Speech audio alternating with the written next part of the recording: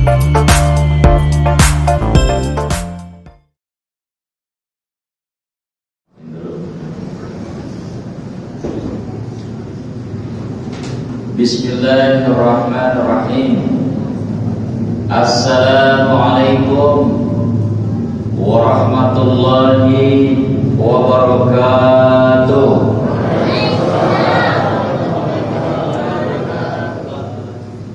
Sob 1 sama sob 2 yang semangat jawab salam, ya. Yang ketiganya kalem.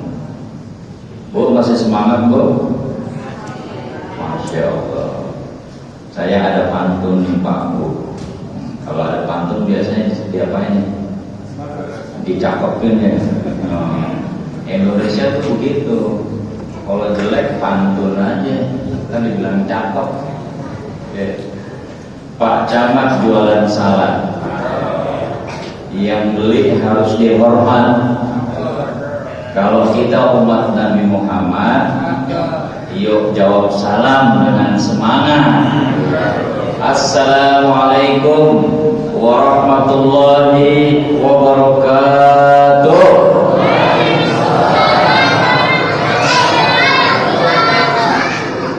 Alhamdulillah alladzi alafa baina qulubina fa asbahna bi ni'mati ikhwana. Asyhadu an la ilaha illallah wahdahu la syarika lah wa asyhadu anna Muhammadan abduhu wa rasuluh. Allahumma shalli wa sallim wa barik ala nabiyyina Muhammadin wa ala alihi wa sahbihi wa man tabi'ahum bi ihsanin ila yaumiddin. Amma ba'du. Allah Ta'ala fil Qur'anil Karim, a'udzu billahi samil 'alim minasy syaithanir rajim. Syahrul Ramadan alladzi unzila fihil Qur'an hudal linasi wa bayyinatin minal huda wal furqan ila akhir ayat. Wa qala Rasulullah sallallahu alaihi wasallam, man qama ramadhana imanan wa ihtisaban ghufira lahu ma taqaddama min dhanbihi. Shadaqallahul azim wa sadaqa Rasulullah sallallahu alaihi wasallam. Yang pertama, marilah kita sama-sama hormati para ustaz, asatidz, asatijah, orang tua kita nih yang paling depan semuanya nih, Masya Allah. Saya tanya umurnya banyak yang di atas 70 tahun, Masya Allah. Mukanya kayak muka 40-50 tahun, glowing. Bisa jadi nih yang mulainya rajin nih, baca Qurannya luar biasa, ya, Masya Allah. Jadi kita berharap tuanya seperti mereka nih, ya, di saf terdepan, sholatnya semangat ke masjid, ya, Masya Allah, berusaha untuk di depan. Tua kayak gini, Masya Allah, luar biasa, ya. Makanya kita hormat dengan orang tua seperti ini. Jangan dikubur kalau belum mati. Yang saya hormati jamaah hadirin Bapak Ibu sekalian Masjid Al-Furqan. Alhamdulillah kita udah masuki malam ke berapa ini? 28 katanya. Oh ya, belum lebaran. Malam ke-20 ya. Alhamdulillah. Mudah-mudahan ya Bapak Ibu ya, malam-malam yang udah lewat tuh, dari malam pertama sampai malam ini nih, yang udah kita isi dengan amal soleh yang terbaik, baik itu saum kita, ya, tilawah kita, baca Al-Quran kita, zikir, wirid, sholawat, sedekah, dan amal soleh lainnya sampai ke hadapan Allah Subhanahu wa Ta'ala. Amin. Dan ini merupakan amal soleh terbaik kita di bulan Ramadan ini, Masya Allah. Jadi keluar bulan Ramadan ini, insya Allah kita betul-betul bersih. Amin. Jiwa kita benar-benar bening, Masya Allah, ya. Dan Allah begitu sayangnya sama kita, Bapak Ibu. Coba bayangin, Dari miliaran manusia, kita yang dipertemukan dengan Ramadan. Artinya apa? Artinya Allah ingin kita itu bersih, terbebas daripada dosa dan maksiat. Masya Allah. Ya, di bulan sebelum Ramadan ini datang bisa jadi kan tuh, sengaja atau tidak sengaja, pasti tuh sedikit atau banyak kita melakukan maksiat, perbuatan dosa. Maka masuk Ramadan ini sesuai namanya, bulan Ramadan, bulan pembakaran, dibakar habis segala perbuatan maksiat kita, dosa kita, diampuni oleh Allah Subhanahu wa taala. Masyaallah.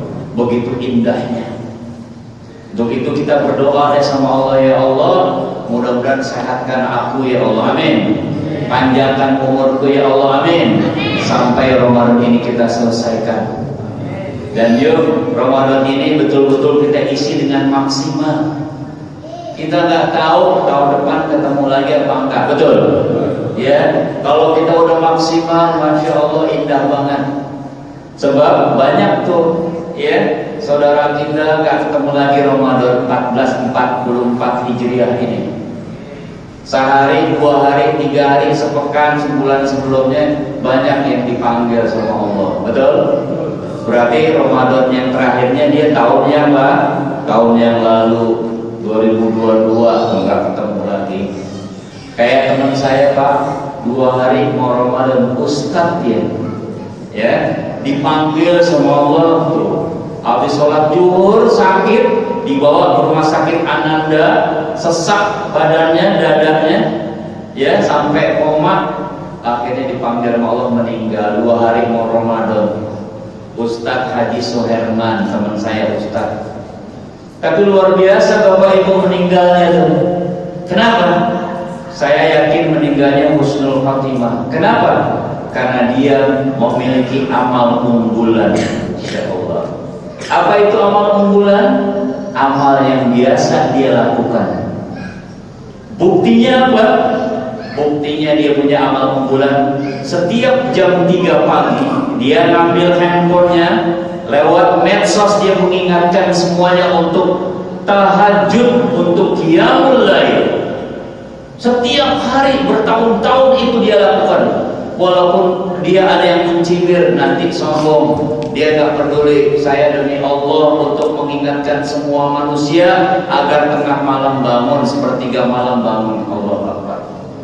Kemudian setiap hari Senin dan Kamis lagi-lagi jari-jarinya bukan saja mengingatkan qiyamul lail, tapi mengingatkan untuk sahur saum sunnah. Bukan Senin Kamis saja, 13, 14, 15 bulan Hijriah, dia pun begitu terus setiap bulan. Maka dikenal oleh kita semua dia adalah ahlus siyam, ahlul qiyamul lail. Makanya meninggalnya masya Allah, ya, amalan unggulan, masya Allah. Untuk itu Bapak Ibu sekalian, yuk kita ambil tuh amal unggulan yang banyak tuh yang sudah kita tahu. Hanya kita yang Allah yang tahu amalan unggulan itu. Insya Allah meninggalnya kita, wafatnya kita husnul khatimah. Insya Allah banyak tuh amal unggulan. Tilawah Al-Quran 1 juz sehari, atau baca surat Al-Kahfi tiap Jumat gak pernah lewat, qiyamul lail, zikir subhanallah 100 kali setiap hari, atau menunggu habis sholat subuh sampai jam 6 waktu suruh baru dia pulang, yang pahalanya masya Allah sama dengan umrah dan haji. Dia lakukan itu setiap hari, masya Allah. Amalan unggulan itu yang bisa menyelamatkan, ya, kita ketika wafat, bisa jadi ketika sakratul maut, masya Allah. Bapak Ibu, saya beritahu nih, ada survei kecil-kecilan yang dilakukan oleh seorang ustadz di Rumah Sakit Islam Jakarta. Dia sudah pensiun ustadz ini, namanya Ustadz Komarudin. Pekerjaannya apa? Di bagian kerohanian. Apa jenis pekerjaannya? Kegiatannya adalah membimbing pasien yang sakratul maut agar bisa mengucapkan kalimat La ilaha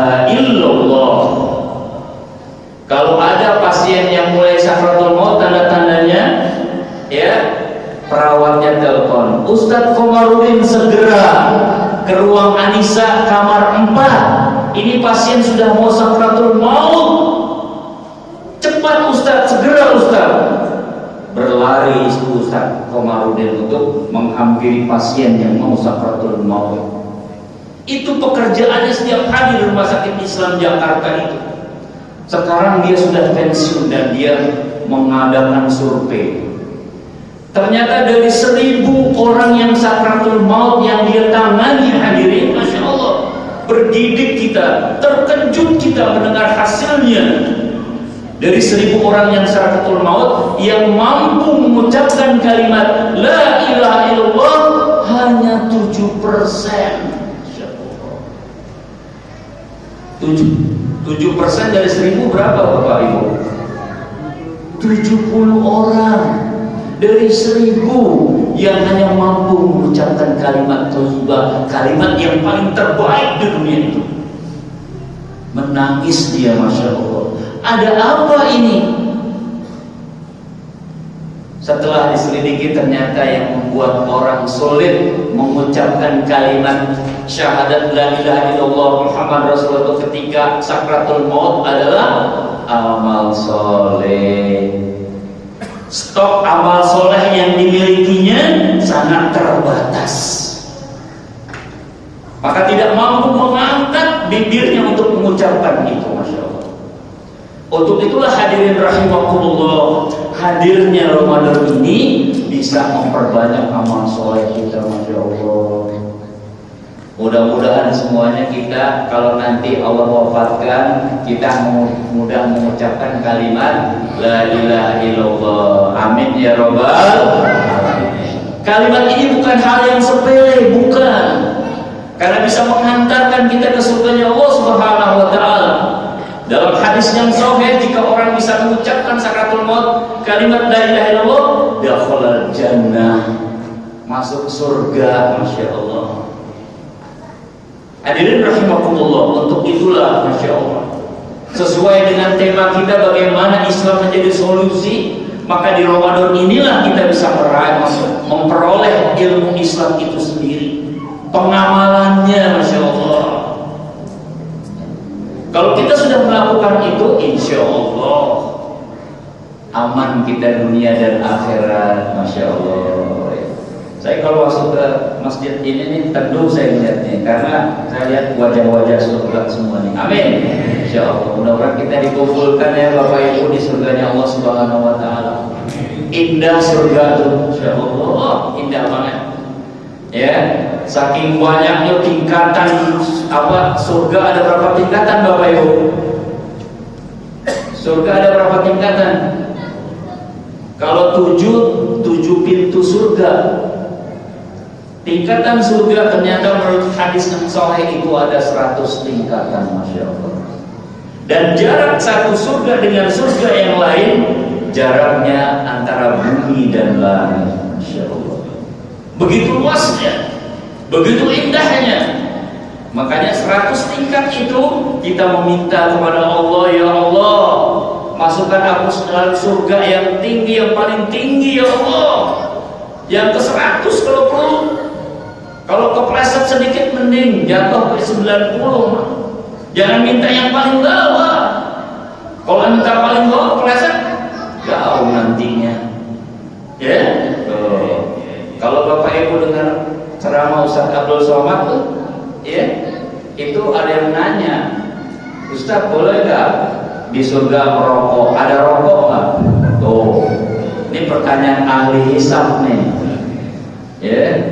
Jawabannya kata Ustaz, boleh merokok, cuman ambil apinya di neraka jahanam. Masuk neraka nggak kejadiannya tadi? Ya, hadirin rahimakumullah, begitulah Masya Allah kita bersyukur. Ya, di bulan Ramadan ini kita ketemu, kita bisa belajar Islam yang merupakan solusi kita. Ya, kita bisa beramal soleh, bisa berbuat baik. Ya, kalau kita melihat keadaan sekarang Pak, sedih kita Pak. Masya Allah, umat ini ternyata ada di antara kita umat Islam tuh masih percaya apa yang klinik. Ya, istighfar deh kita. Apa contohnya tuh? Berobat. Sekarang lagi viral apa tuh? Hah? Ida Dayak tuh, tahu dia tuh. Ya, Masya Allah, Ida Dayak kemarin mau praktek di mana tuh Cibinong nggak jadi, karena pasiennya membludak, bahkan ada yang pingsan tuh, sama polisi dilarang nggak boleh. Akhirnya buka di Depok sama bludak juga. Ya, cuma diolesin Pak pakai minyak. Orang yang tadinya lumpuh bisa jalan. Hari itu juga disuruh nari gitu. Jangan. Ternyata ada juga pesulap merah. Kenapa pesulap merah? Dia kan orangnya usil tuh. Pengen tahu prakteknya ini sesuai nggak? Ya, apa tipu-tipu betul? Akhirnya diselidiki tuh sama pesulap merah tuh, si Ida Dayak gitu. Ternyata setelah diselidiki, dia pakai minyak yang biasa dipakai oleh dukun-dukun yang menyesatkan itu. Nauzubillah min dzalik. Dan setelah disurvei, orang yang habis berobat itu sepekan 2 pekan kambuh lagi penyakitnya, lumpuh lagi. Insya Allah, ini ada pembohongan publik, tapi umat lihat berbondong-bondong tuh percaya yang seperti itu. Harusnya kan ikhtiar yang benar sesuai dengan ajaran Islam. Sebelum kita berobat, usaha ikhtiar, yuk kita dulu kembali kepada Quran. Bahwa Quran ini adalah obat penawar. Masya Allah tuh orang-orang Arab Pak, kenapa di Arab itu dokter praktek dikit? Kenapa Pak? Ternyata orang Arab tuh terbiasa mengikuti sunnah Nabi. Jadi kalau dia sakit, dia sholat dulu 2 rakaat, meminta kepada Allah. Setelah itu baru dia membaca Al-Quran, dan rata-rata tuh sembuh, Insya Allah. Kalau nggak sembuh, baru dia berangkat ke dokter. Bukan berangkatnya macam-macam nih. Ya, tuh tidak daya. Kan dulu juga pernah heboh tuh, tahun 2000-an tuh, anak kecil cuma pakai batu, apa namanya tuh? Tuh ponari itu apa? Ya, di Boyolali, Jawa Timur ya. Ya, dia kesambar petir, ada batu, terus dihebohin tuh. Dulu belum ada TikTok padahal tuh, tapi cepet tuh, ribuan yang berobat sampai dia kaya raya tuh, beli sawah, beli rumah. Sekarang anaknya ketawa aja, udah dewasa, udah nikah, kerja jadi buruh. Ya, dia pakai bingung, kenapa dulu pada percaya sama saya ya, kalau saya nggak punya apa-apa. Ya, jadi cuma batu. Nah sekarang begitu juga. Ada lagi yang heboh nih, Masya Allah, na'udzubillah min dzalik, menggandakan uang. Tuh, coba, otaknya di mana gitu? Bukan saja uangnya digandain salah, uangnya hilang, tapi mayat apa? Nyawanya juga hilang, dibunuh tuh yang terakhir betul. Udah berapa orang yang dibunuh sama dia tuh? 12 orang, Insya Allah. 70 juta dikasih biar 1 miliar uangnya. Masya Allah, na'udzubillah min dzalik. Di mana nalarnya? Dan banyak yang ngantri. Heran kita kadang nih umat Islam di negeri ini nih. Percaya sama yang bodong-bodong. Ya, menggandakan uang, arisan segala macam. Ya, Insya Allah. Udah deh, kita kembali yuk kepada Islam sebagai solusi agar kita selamat semua, Masya Allah. Ya, kalau kita udah berbuat baik sesuai syariah, sesuai sunnah, Quran dan sunnah, insya Allah kita selamat. Apalagi kita meninggal ditanya sama malaikat nanti. Tuh, ditanya man rabbuka, bisa jawab gitu, Allahu Rabbi. Man nabiyuka, Muhammad Nabiullah sallallahu alaihi wasallam. Lancar. Kenapa? Biasa berbuat kebaikan, kembali kepada dirimu. Coba yang gak pernah berbuat kebaikan, meninggal, kuburan ditanya sama malaikat, man rabbuka, apa jawabannya? Kamu nanya, ya.